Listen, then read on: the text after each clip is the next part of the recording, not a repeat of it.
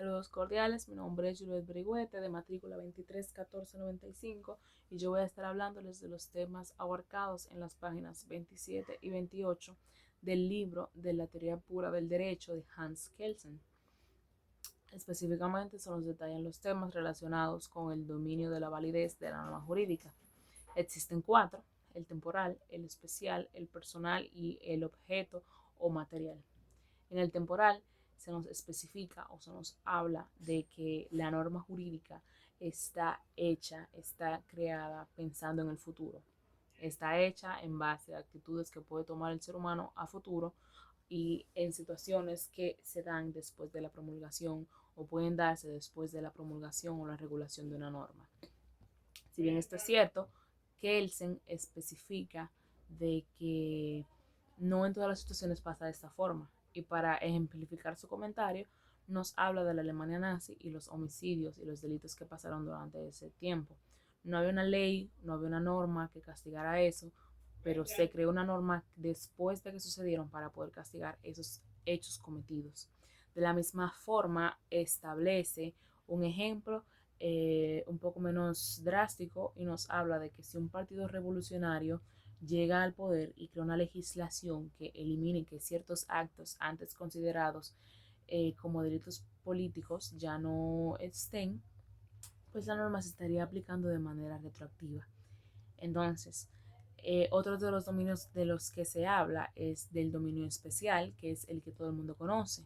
Se nos hace mención en las páginas del libro para explicarlo cómo funcionan las normas estatales que son aplicadas simplemente en ese estado. Para abarcar un poco más el tema y para explicarlo un poco mejor, Kelsen introduce el dominio personal y el dominio objetivo o material o de objeto.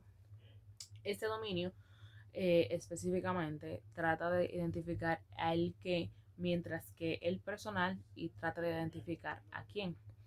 El dominio personal, para definir quién es que sigue la norma, nos especifica de que per se la norma o las reglas no están hechas para controlar al ser humano, sino a una conducta que ese ser humano pueda tener. Entonces, también nos hace mención de que de manera moral, las normas morales están hechas para ser seguidas por todo el mundo. Sin embargo, existen normas donde las reglas son aplicadas de manera estatal y son dadas en un solo estado. Entonces, eso determina quién es que sigue las normas, ¿cierto? Entonces, existe también, como había mencionado antes, el dominio objetivo. Ese dominio de validez objetivo específicamente trata de explicar o trata de determinar qué en el ámbito de situación. ¿Cómo así, Julie?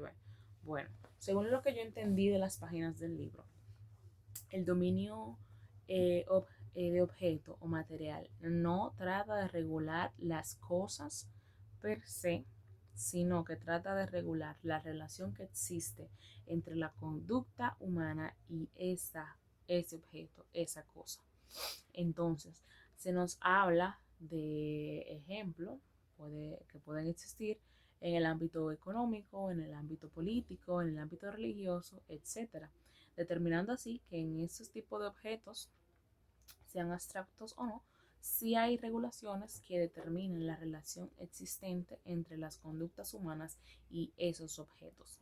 Entonces, también ya concluyendo, en ese apartado que explica el dominio objetivo, se hace distinción entre las normas estatales y las normas federales, explicándonos así que las normas estatales están delimitadas a los objetos que establezcan ciertas constituciones o ciertos reglamentos estatales. Sin embargo, que de manera federal el Estado tiene capacidad ilimitada de regular las conductas o relaciones que existan con el ser humano y esos objetos específicos.